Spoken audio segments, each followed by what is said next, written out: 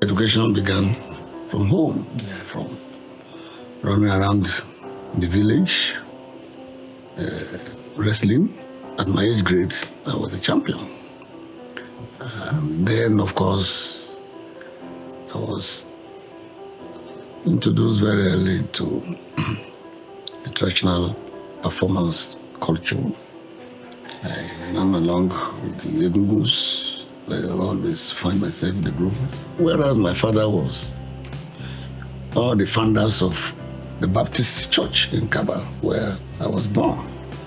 So there really wasn't too much conflict because nobody bothered us. Nobody said, don't go and join the Egungus or anything. But of course, my father was very, very critical of what the white people have now instilled in them as heathenish practices. At the age of 6, my hand hadn't reached my ear, but my father wanted me to go to school. He said this education I didn't have, his children must have it. He was involved right from start in the concerts, memory verses, choir, and all kinds of early things. Then I finished, and I was supposed to go to college from class 6, but there was no money to pay to this mission school. So my father then said, wait until you can do the common entrance, which is why I got myself into the government secondary school in the Kina in Kogi State, in the Gala land. Spent five years there. I left. Again, my interests were dramatic society, Tibetan society, current affairs. Those were my special areas. I was not really doing very well because I was spending all my time doing other things. Until maybe I go to class from 3, it dawned on me that, look, what are you doing here? That's when I picked up and then hit the top and went to the HSC, higher school certificate, which we do for 2 years, which I regret we don't have anymore now. Because when you finish the HSC, you would have covered the whole syllabus for part 1. We used to call them part now, not what they call it now. Then I left and went to ABU. As soon as I got to ABU, my interest in all of these social discourses, social engagements, led me to, of course, journals, writing, editing, and so on, and into the newsroom. Yeah. So I ended up reading English. But my interest in journalism did not die. After the first holidays, so maybe, we could go to do, I went straight to the Herald. That's why I became a reporter for Herald and worked with all the, maybe you have this book, which we did for Sheikh Osroba, which I was described as one of the few academic journalists at that time. And so I was constantly going back to the press. And even though I couldn't read journalism, I practiced journalism. And later in life became columnist, editorial board member, consultant, and so on. But actually, it was journalism that I wanted to read. And so I ended up reading English. I'm not sure I regret it.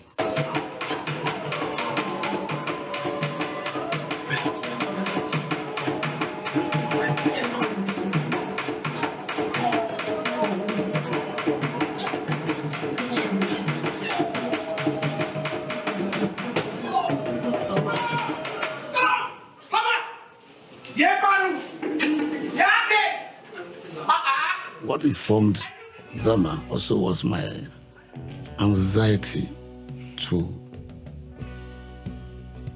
address social problems, anxiety to relate to people and help communicate to the eradication of injustice, inequity, and so on.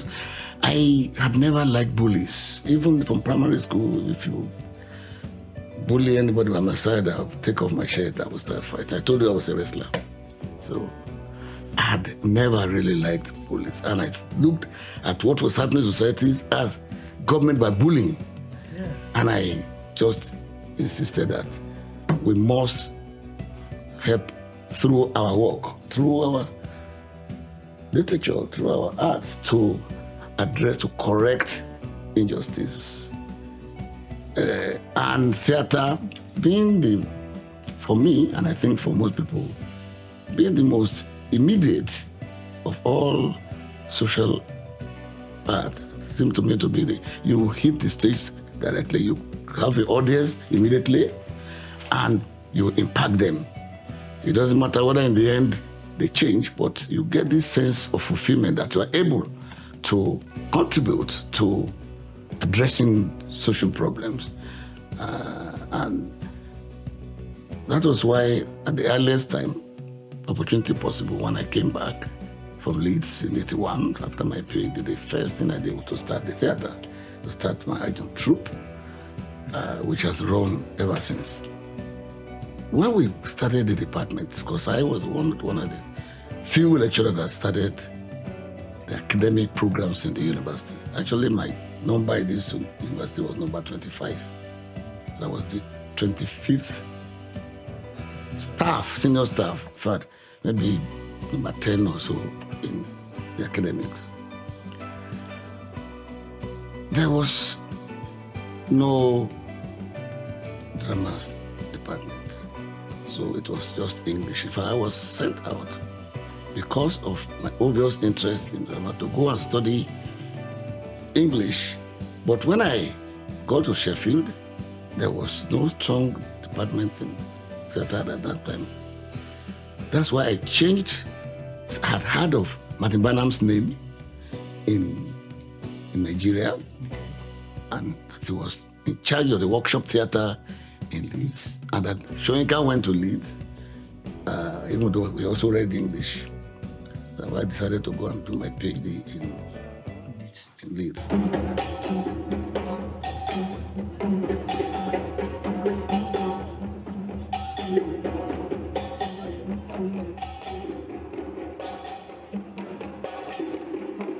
We were using adjunct players for seminars. We were bringing our people from Ife, from Badon, for workshop. In fact, that's how my first contact with some of my friends was that kind of exchange. And they were careful. We met through ASU. Of course, I met him since the 70s. But the Gigi Dara and others, people were they were all coming for a seminar. And we used the place for the social nights of ASU Delegates Conference. Anytime there was Delegates Conference, we were doing one or the other of our plays. Free to entertain plays like Suicide Syndrome, Beast, New Dawn, and so on. Wow. Just as we were taking the place, so as we actually went as far as Jos. We had a delegates conference in Jos. I moved the troupe to Jos, again with the help of the university, but I sponsored it. It was a self-financed thing. And whatever little we got, I gave it to the cast. Very small, but they were not even interested in the money. They were interested in being there. So it was helpful. Of course, we got occasional commission projects by 7up and so on. We went to Adeoti to play for them and got some money, which was useful. So that's how young players continued and became all of the big names that left Ilorin, Dodo, Bamishibin, all of them, Hakim Bello, all of them went through young players. And when I was maybe a bit too old for the stage, in a way, it became an arm of the department, in the sense that all the plays were done in a mixture of companies, from the theater itself, from the department, from performing arts. They all became part and parcel of adjunct players, and some of the lecturers, like the dean then was a member of adjunct players, the head of the department was a member of adjunct players, and they carried on the tradition. And really, until 2 years ago, until actually last year, when we didn't really do any performance because I was mostly away. Since then, there had been no break in the history and destiny of adjunct players. Yeah. When I started on, I was just against injustice. There was no ideological background for quite some time, until when I got to Leeds and met the Marxist group in the African Studies. And apart from the literature texts we were reading, actual involvement in Marxist struggle did not start. But everything I was doing then just didn't have the ideological nomenclature. It was a determination to use my art as an instrument for the voiceless, to create stories that tell about their lives of disadvantage, as we said, the downtrodden, and to propose alternatives to this kind of society that we have that is so predatory.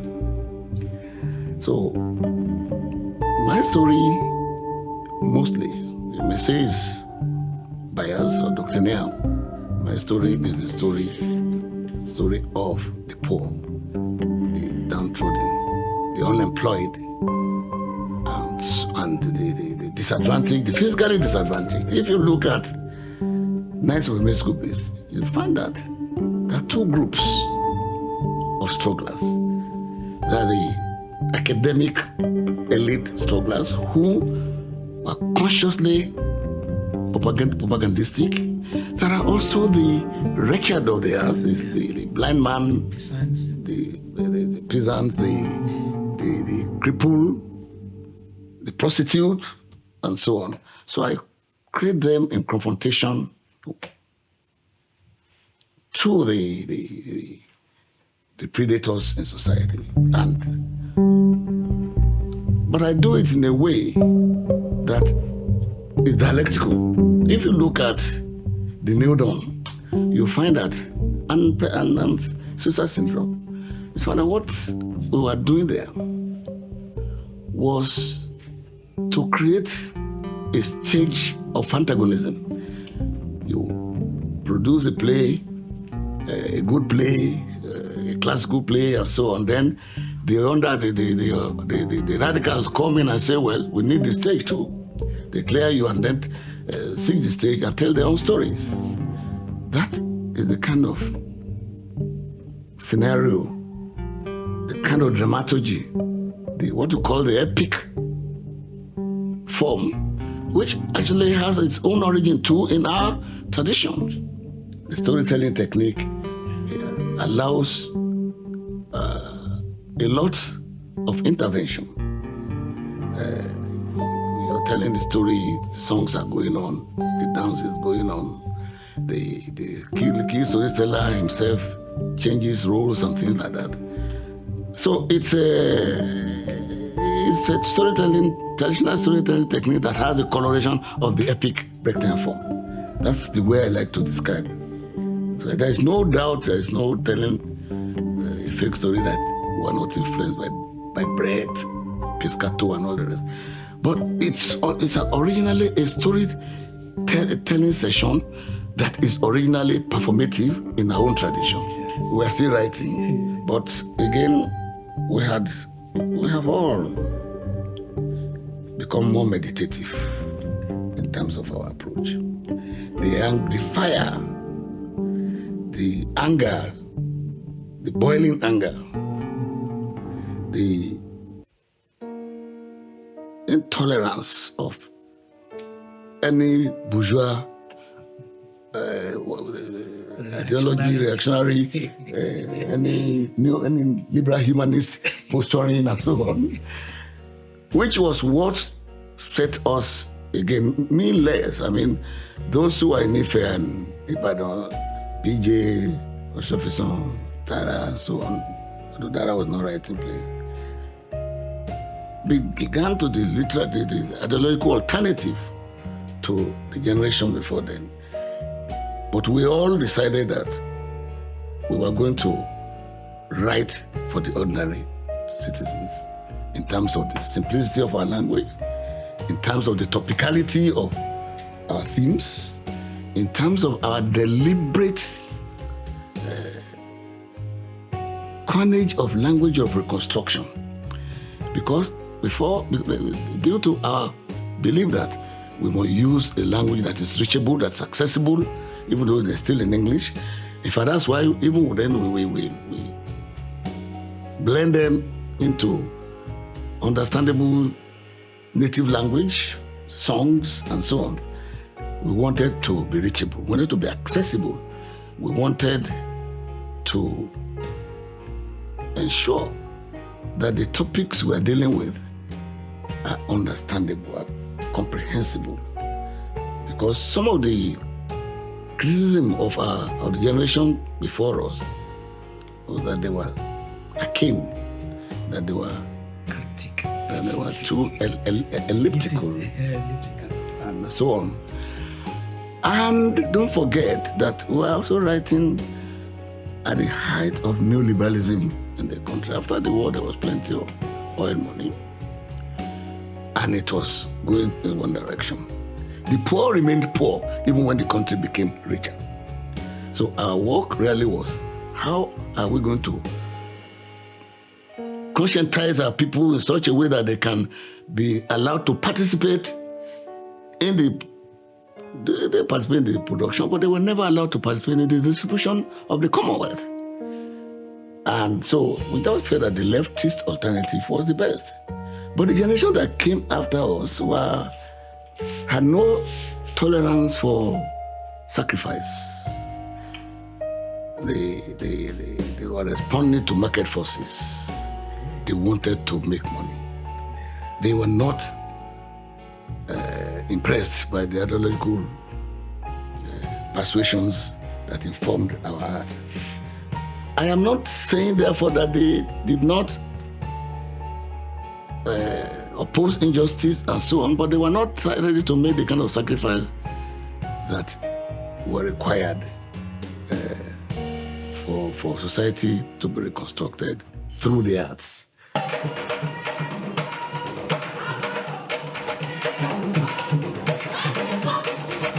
Thank you.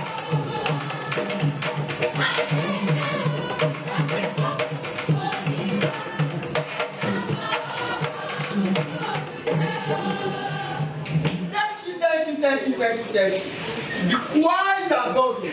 As you all know, today is your evening. The day of Abiodun come together to celebrate our ancestral exploits and our memorable history.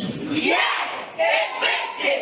A day to one and done. A day to find a day as we made. A day to be one of our newspapers. A day to be proud of our ancestors. It really mandates how it come about. Well, as you know, I'm a man of a number of words. I'm a community worker. I'm a cultural activist. That makes me a historian in a sense, because to address the problems of your society, you must know their history. And you must be able to use that history to address their problem. The Nupes and the Okuns both belong to the oppressed segment of the North. But within that segment, there were smaller oppressors. The Nupes were closer to the Fulanis. The Sokoto Jihad got to the Nupes faster than to the Okun people. The attempt to dip the Quran in the ocean began right from Sokoto to Bida, and of course, just like it got to Lorry and the emirate was created, the caliphal mentality. As you know, by whatever design, my people never become Islamized. But the Nupes had got the support of the Fulanis. They have got the weaponry, they have got the funding, they have got the magical powers, and so on. And their interest was therefore to help overrun the Okun land. Unfortunately, the people were not together. People were fighting separately, and they were being cut down. I was not trying to preach any cautiousness and so on, or in fact to turn the Okuns against some time. Also, I was trying to expose first the power of collective action until the people themselves decided to have a conclave, have a commune in a town called Ogidi, and all of the Obas came together there to decide, look, we must all get together to fight these people, using the influence of the British people who were already in Lokoja, although that word never really took place. But that was the first time that they decided to fight together, and they were able to drive the Nupes away to some extent before the British imperialists came and defeated all of us. The second message I wanted to make was how out of warfare, out of disagreement, love can triumph. And you find that the Nupe girl, the Okun girl, married the Nupe, but both university students. That was actually where the story started, before all these wars and so on. In the end, the storyteller, the narrator, was able to present every scene as the wars were going on and so on, until the refusal of the Okun people to allow this girl to be friends collapsed when the old man told them the story that actually we are both oppressed. So why don't we allow love to reign among us? How did I get into the adventure of translating Fagoa?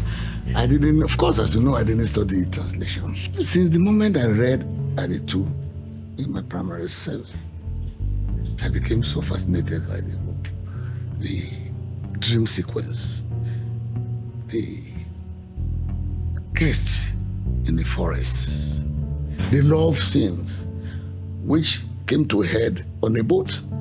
I mean, I was fascinated by it, but of course, I just used it to pass my exam, but I was still thinking about it. I was thinking about the play each time I wanted to write. But as I read the novel more and more, it became clear to me that other people in the world must like to read this work. And I started toying with the idea of translation. Then I got this 4 months teaching job in America, in Illinois University. It just occurred to me, this is a perfect time to translate this work. So after the official job, all that I did was working. There, a whole week I would write only 1 page, because if you try to get the inner meanings, the nuances of thought, the depth of imagery, all of these things, you can find them best in Theophagmua's work.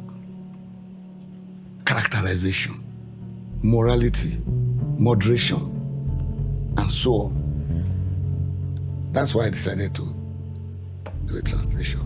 And I didn't know it was going to be any success.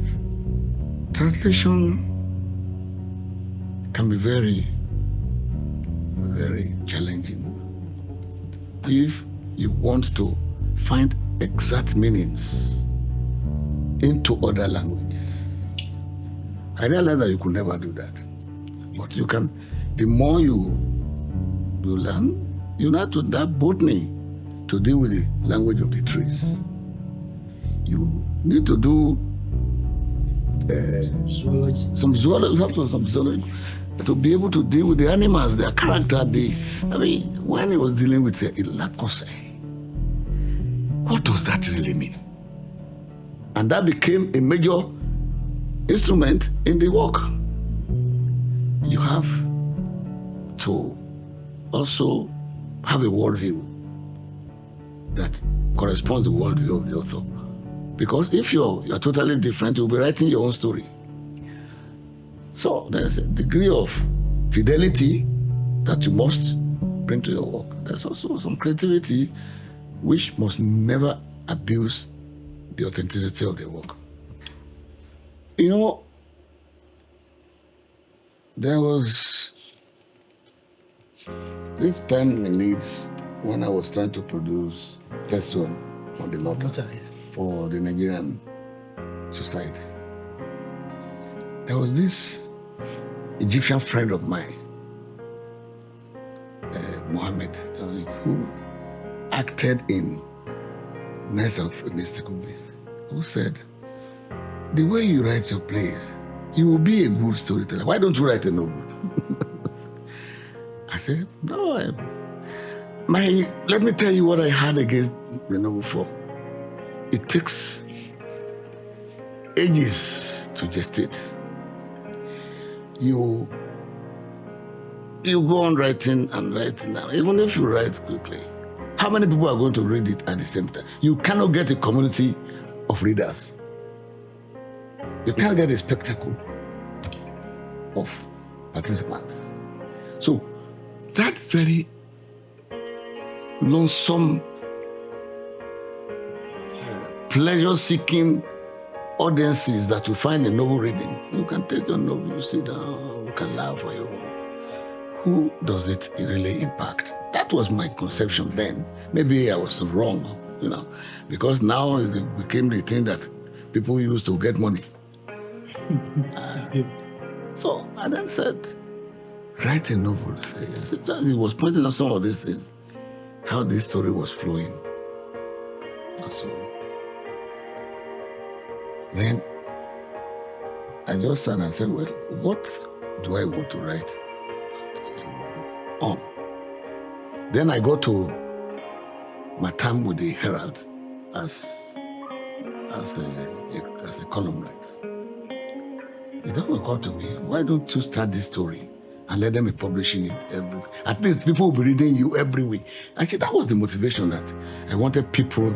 I don't want to do an act that nobody engages. So that's why I started. And I was compelled every week to give the general manager the story.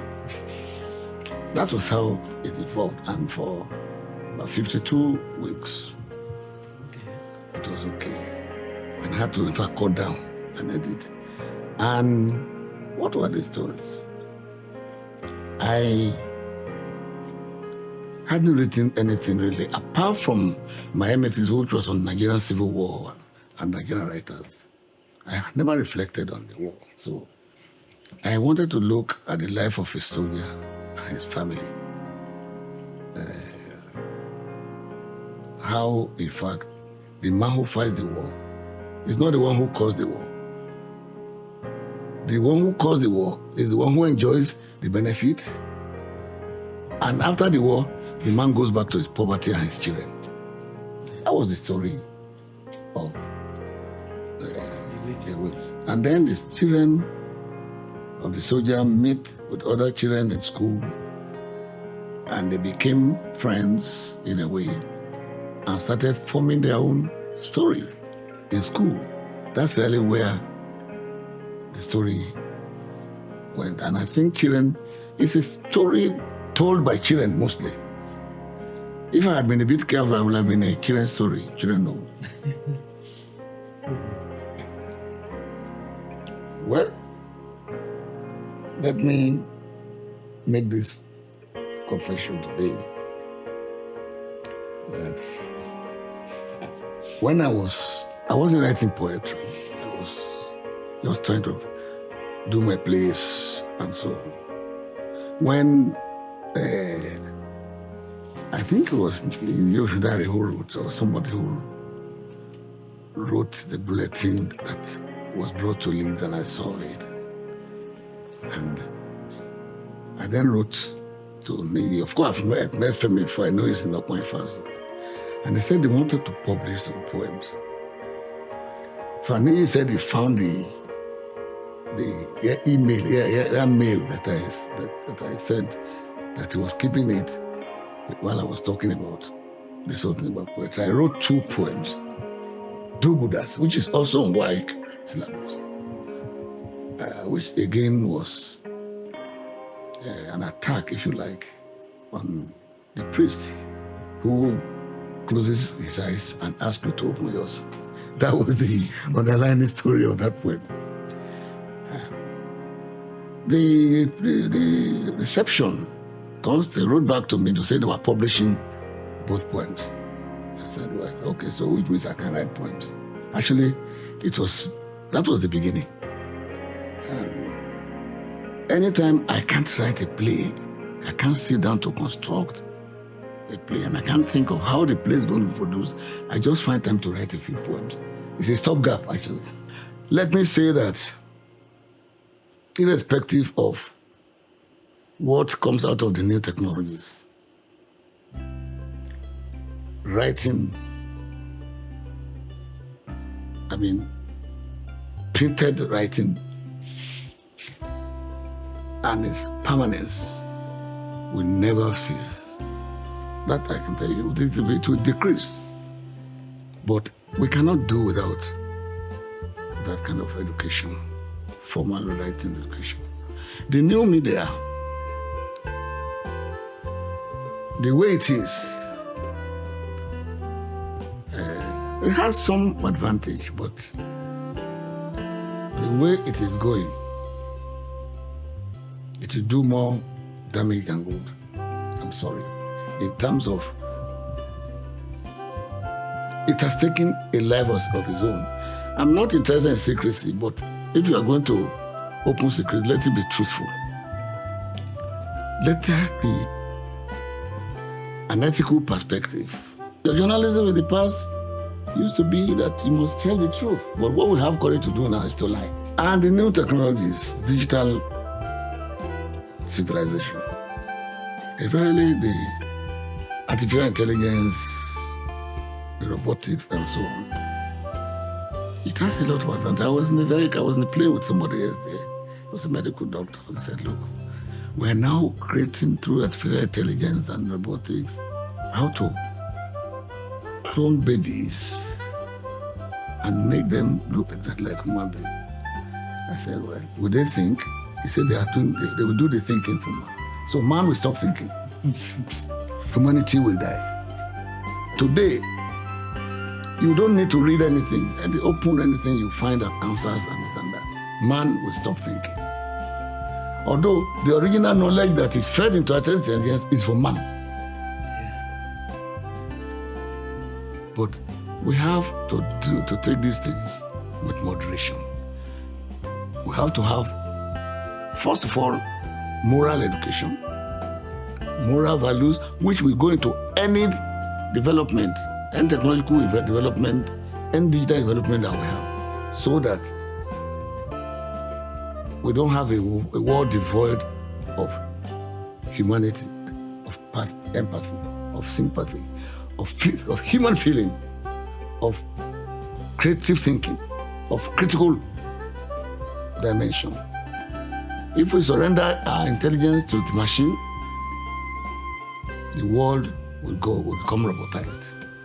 There is hope that there are many, that the young writers are producing some of the best works. Today, after 4 years in LNG, I see that all the prizes are won by the young people. In fact, in a particular year, I was flabbergasted when I found that all the big names, I won't name them for record purposes, lost out at the 25 list level. But what's the motivation for writing? Materialism. Most people now write because they think that's how to make wealth. I'm not against people making wealth. And I think that as they write, there should be moral instruction in whatever they're writing. They should see themselves in the saddle of the crusader. How do we fight the bankruptcy, the kleptomania, the profligacy? How to utilize our creativity for social reconstruction, for the improvement of our society, for the transformation, for the emergence of a new world. I think at its beginning, the academy was actually approved, I think by law, 1978, but it did not start running properly until 1991. So in actual fact, the first president was Bambushe, who became president in 1991. The second president was Banjo. And so, at that time, it was very public shy. At that time, it really did not perceive its role as one of social intervention. It was not dynamic, sorry. It was not proactive. It was not publicist. It did not engage the society. It did not even engage the totality of the academy. When we got into the saddle, we realized we cannot run an academy without money. So we started without conceding the integrity of the academy. We started asking our friends to assist. And that's why we were able to find some money to support whatever we do. And that has continued. Every year, of course, you know that we go and seek funds to support the academy. And in any case, the biggest thing that happened was that year, as I was living. We decided, because Francis was my deputy, we decided that we must mobilize, we must break the cheating and spread the academy, let it reach all the academies. What's the middle point between being government and being out of it? And I thought, as I said, that anytime I'm occupying this kind of position, I see it as a way of using government's medium and instruments to fight the fight that government ought to have fought for itself. But government normally don't see it like that. I want backlog of promotions, welfare, and so on. Research funds, all of this. These are things that government should do. And any chairman of government council who does not address those, well, I don't know what he's doing there. So it is to help government to fulfill some of the aspirations of government. Maybe that's why when the government set up the negotiation team, I was brought into it from the government council. And the minister confessed that, look, only people like you will also listen to. And we believe that you won't kill us. So and we were successful until government again failed. Of literary criticism here in Nigeria and abroad, born more than 7 decades ago, Professor Olu Obafemi graduated from the prestigious Ahmadu Bello University, Zaria in 1975 with a Bachelor of Arts degree in English, second class upper, after which he joined the University of Ilorin as a graduate assistant in 1976. His quest for academic excellence took him to the University of Leeds, where he obtained the Doctor of Philosophy in English with bias for dramatic literature. It is on record that Professor Olu Obafemi has published over 70 articles in national and international outlets.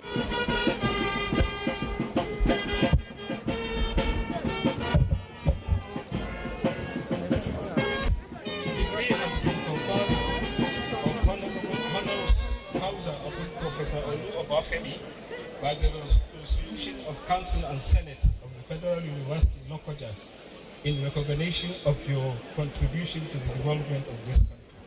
Congratulations.